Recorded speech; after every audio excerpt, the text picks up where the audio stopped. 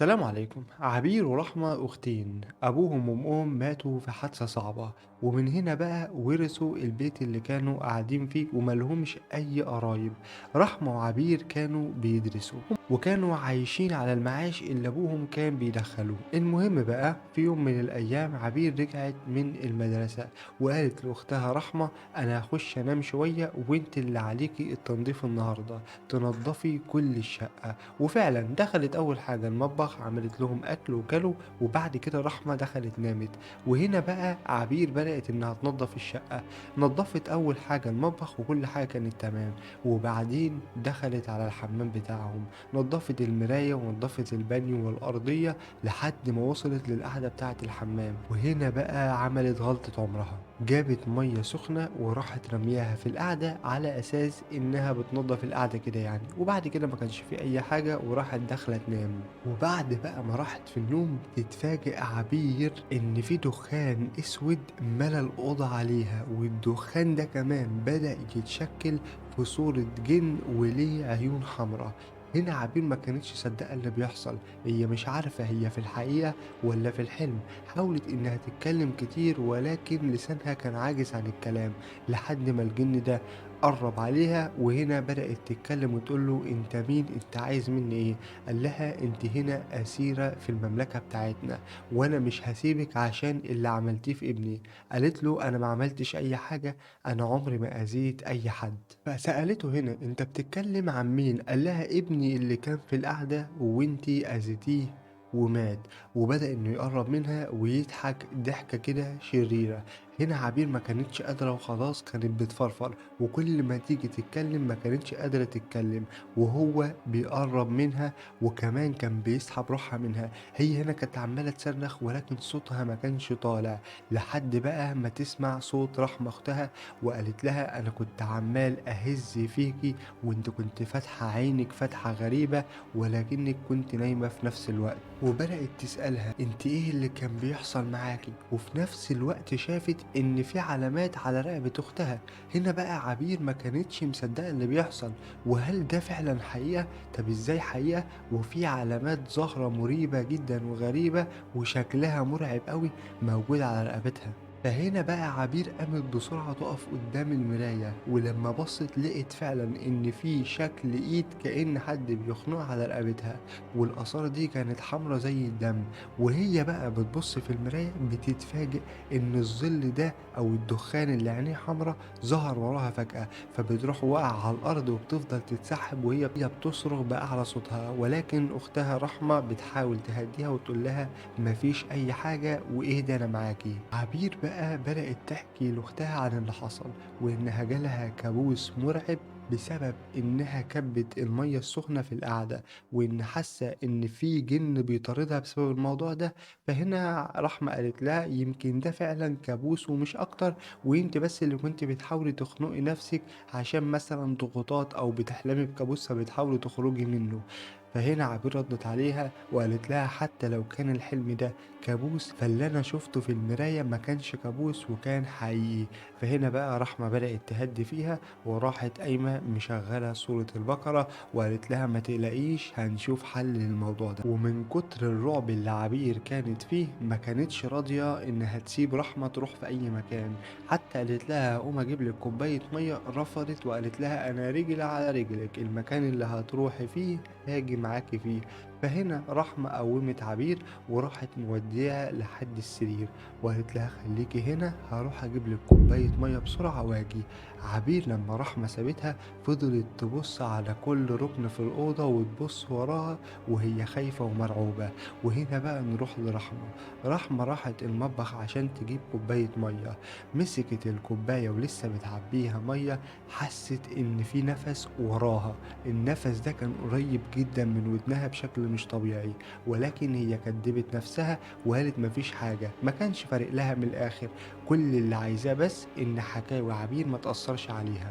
ونروح بقى لعبير اللي فردت نفسها على السرير وفجأة بتبص على ركن من أركان الأوضة وبتشوف نفس الظل ولكن زحف ناحيتها بسرعة. وهنا بقى فقدت القدرة تاني على الكلام، وهنا بقى الجن ده راح واخدها بقى للعالم بتاعه. بتقول أنا الجدران اختفت بتاعة الأوضة، والسرير بتاعي كأنه بيختفي في باطن الأرض لحد ما رحت لكهف. كهف الشلالات اللي كانت فيه ما كانتش مية، كانت عبارة عن نار، وطالع منها كائنات غريبة جدا، وكلهم بيبصوا ناحيتي. وسمعت بقى واحد من الكائنات دي وهي بتقول انتي اللي قتلت الامير بتاعنا، ولازم عقابك يكون عسير. كمان ام الشيطان ده قالت هي دي اللي قتلت ابني ولازم نعذبها. فبتقول هنا بقى الظل بدأ انه يقرب عليا، وحسيت اني بتخنق وكأن في كرباج نازل على جسمي. في الوقت ده بقى رحمة كانت جاية من المطبخ، ولكن قبل ما تفتح الباب حست ان خطواتها بدأت تتقل، كأن في حد مش عايزها تخش على اختها. وهنا بسرعة راحت مطلعة التليفون بتاعها وشغلت قرآن بصوت عالي، وفضلت تكرر أعوذ بالله من الشيطان الرجيم وتبص حواليها، لأن كان في حاجة مش طبيعية. ومرة واحدة رجليها تمشي عادي وترجع طبيعية، وعلى طول بقى فتحت الباب ودخلت على أختها، وتتفاجئ إن عبير مش موجودة. تشغل هنا القرآن بصوت عالي وتفضل تتلفت حواليها وهي مستغربة أختها راحت فين. أختها حتى ما فتحتش الباب اللي كان بيزيق بصوت مسموع فتسمع أختها إنها خرجت. لفت الشقة كلها وفضلت مشغلة القرآن، ولما رجعت الأوضة تاني لقيت إن عبير ظهرت، ولكن بقى على إيديها وعلى جسمها آثار الحرق من الكرباج، وكمان بيبان على رقبتها آثار اللسع بتاع إيديهم. عبير هنا كانت يعتبر ميتة، ولكن عينيها كانت مفتوحة لدرجة مش طبيعية. فضلت بقى أختها تقرأ عليها قرآن لحد ما عبير فعلا صحيت، خدت شهقة كبيرة وراحت صاحية، وما كانش على لسانها غير إني قتلت الأمير قتلت الأمير، وراحت مغمى عليها تاني. هنا بقى رحمة اتأكدت إن دي كلها مش تهيؤات ولا حلم. ليه؟ لأن الآثار كلها موجودة على عبير. في نفس الوقت كانت لسه رحمة من شوية داخلة العبير، ورجلها تقلت مرة واحدة، ورجلها خفت لما شغلت قرآن. فهنا بقى بدأت تدور على حد يساعدهم في المشكلة دي. ولكن عبير الأول بعد ما فاقت فضلت ماسكة في رحمة إنها تقعد معاها، وكانت رافضة تاكل أو تشرب أي حاجة. رحمة فعلا بدأت إنها تقرأ عليها قرآن لحد هنا مع عبير راحت في النوم. وأول ما الصبح طلع جريت بسرعة رحمة على الجامع عشان تكلم الشيخ اللي موجود هناك. ولما حكت قال لها إن اللي أختك عملته ده غلط كبير، وما ينفعش تكون بمية سخنة في الحمام، وياما في ناس اتأذوا بسبب الفعل ده. ويا ريت والمهم دلوقتي إننا نعرف إن الجن اللي اتأذى ده بيكون من أي عشيرة، لأن كل ما العشيرة كانت قوية كل ما الأذى بتاعهم بيكون أكبر. فرحمة هنا قالت له أنا سمعت عبير بتقول الإنسية عبير قتلت الأمير.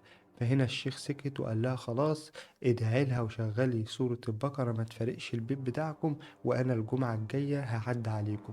هنا رحمة رجعت بسرعة البيت عشان تطمن على أختها، وأول ما فتحت الأوضة عليها لقيت عبير بتحاول تخنق نفسها. فجريت بسرعة عليها وشدتها وراحت مفوقاها. وأول ما صحيت عبير قالت لها أنا كنت بعمل إيه، وفضلت تعيط. وهنا بقى النور راح قاطع عليهم. رحمة كانت فاكرة إن النور اللي قطع ده قطع عادي، ولكن بقى في وقتها يسمعوا صراخ وأصوات جاية، وفي ودنهم بالتحديد بيتقال اسمهم. هنا رحمة فضلت تشجع نفسها لحد ما شغلت قرآن وقرأت قرآن بصوت عالي. وفجأة النور يرجع، وأول ما النور رجع يسمعوا صوت الباب بيتقفل، كأن كان في حد معاهم، ولما النور اشتغل خرج من الأوضة. وساعتها بقى الاتنين بدأوا يبصوا لبعض بصة مليانة رعب، ولكن رحمة بدأت إنها تشجع نفسها وأختها وتقول لها يلا يا عبير نقوم نتوضى ونصلي ركعتين، والشيخ عبد الله إمام الجامع هيجي يوم الجمعة عشان يقرأ عليكي. ولك أن تتخيل إن من كتر الرعب اللي كانوا فيه قاموا اتوضوا في المطبخ مش في الحمام. ولما اتوضوا فرشوا سجادة الصلاة وبدأوا إنهم يصلوا.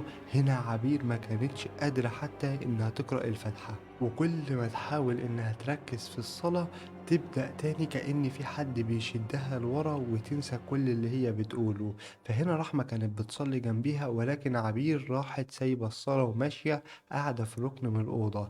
هنا رحمة بدأت تعلي صوتها وهي بتقرأ القرآن عشان تخلي عبير تيجي تصلي جنبها، ولكن عبير يتغير لون عليها للون الأسود، وتبدأ إنها تتمرمط في الأرض وكأن حد ماسكها وعمال يوديها يمين وشمال.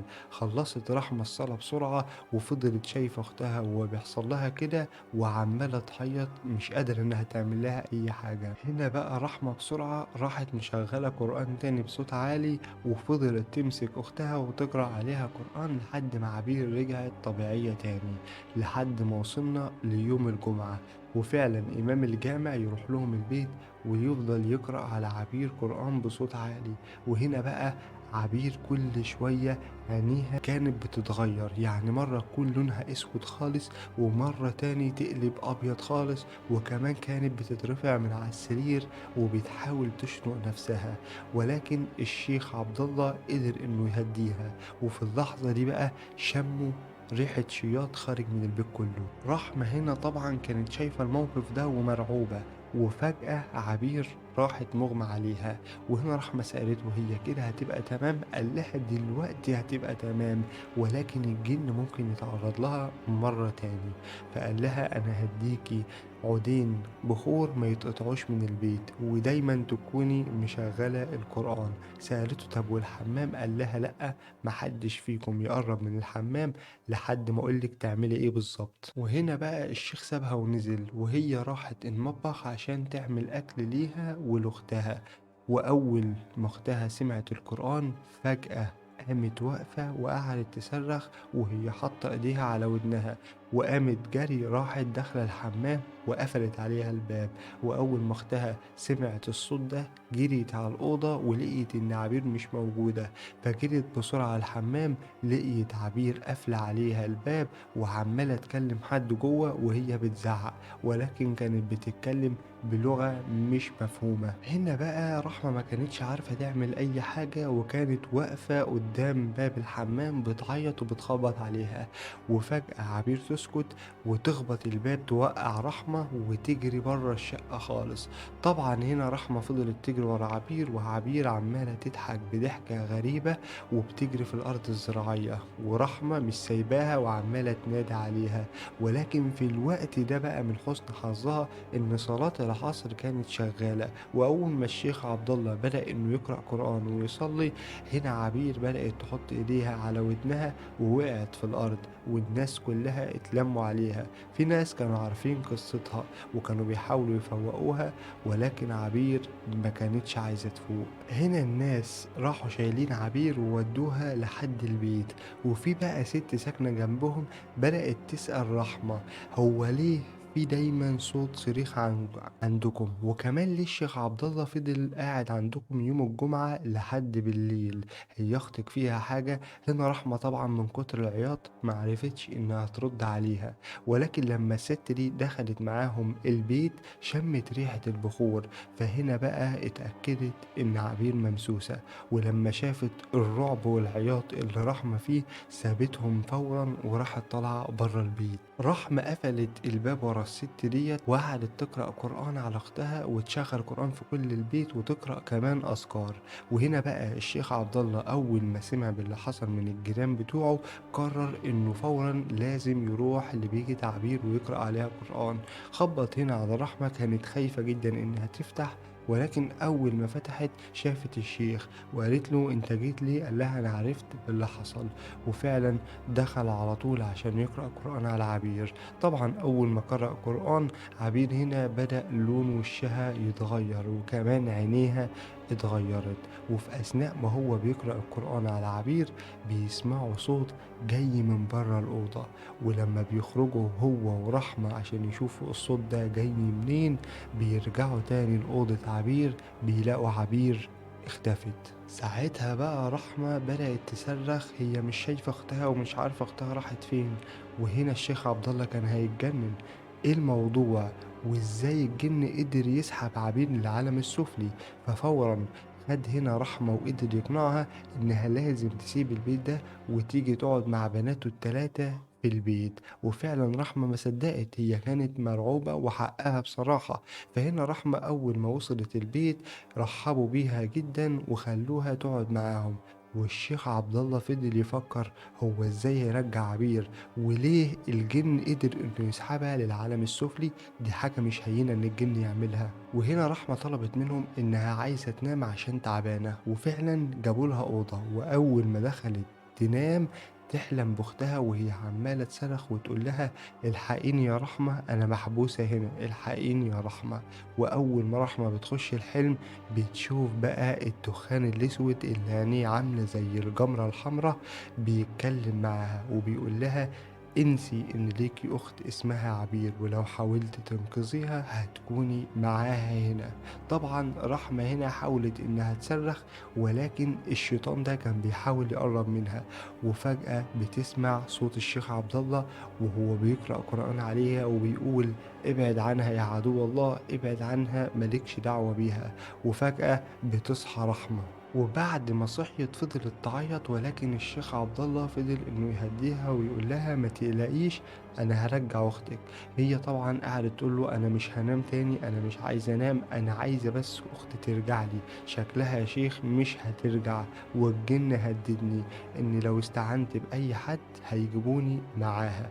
فضلوا يهدوها لحد ما مرة واحدة النور يقطع عن البيت كله، وكمان الباب بتاع الأوضة اتقفل بقوة لدرجة إنه اتشرخ من فوق لحد تحت، والنور فضل يولع ويطفي تاني.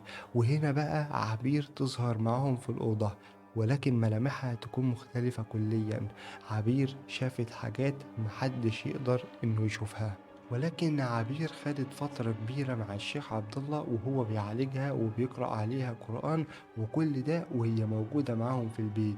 وأول ما فعلا بدأت إنها تتعافى وتتكلم مع أختها قالت لها أنا مش هقدر ولا يمكن أحكي لك عن اللي حصل معايا، لأنك ممكن أنت كمان تتأذي. ويروح بعد كده الشيخ عبد الله لبيت عبير ورحمة ويفضل إنه يشغل فيه القرآن، وكمان يقرأ قرآن على كل ركن من أركان البيت لحد ما يتأكد إن مفيش أي حاجة خلاص ساكنة في البيت. وبعدين يأكد لعبير وأختها إنهم ممكن يرجعوا فعلا يعيشوا في البيت ده، ولكن يحذرهم إن مفيش أي مية سخنة تتكب جوه الحمام. ياريت تقول لي رأيك في القصة، وتكون منسيتش تعمل اللايك والاشتراك بتاعك. وأشوفك إن شاء الله على خير في قصة جديدة، وسلام.